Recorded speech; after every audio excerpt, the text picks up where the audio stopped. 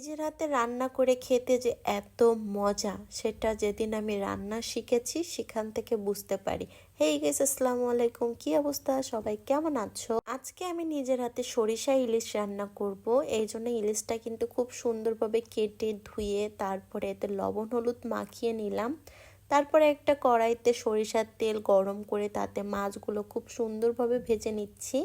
কারণ গাইজ আমি অত ভালো রান্না করতে পারি না, আমি যতটুকু রান্না পারি ঠিক ততটুকুই তোমাদের সাথে শেয়ার করতেছি। মাছগুলো উঠায় নেওয়ার পরে এবার কিন্তু কড়াইতে পেঁয়াজ রসুন আদা বাটা একসাথে দিয়ে দিলাম। তারপরে লবণ হলুদ মরিচের গুঁড়া জিরে গুঁড়া সব একসাথে সুন্দরভাবে পেস্ট করে নিয়ে তারপরে দিয়ে দিলাম কড়াইতে।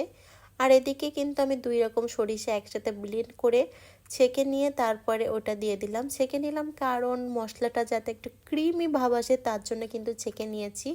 তারপরে মশলাটা খুব সুন্দরভাবে কষানো হয়ে গেলে দেখতে পাচ্ছ কি সুন্দর তেল উঠে গিয়েছিল।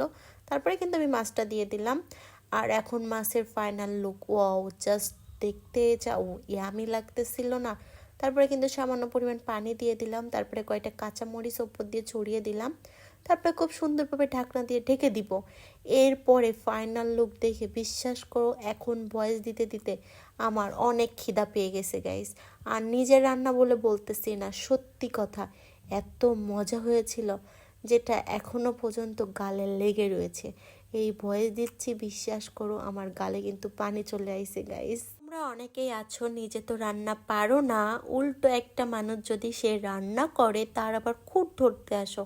কারণ তোমরা হলো বাঙালি, তোমরা কারোর ভালো সহ্য করতে পারো না।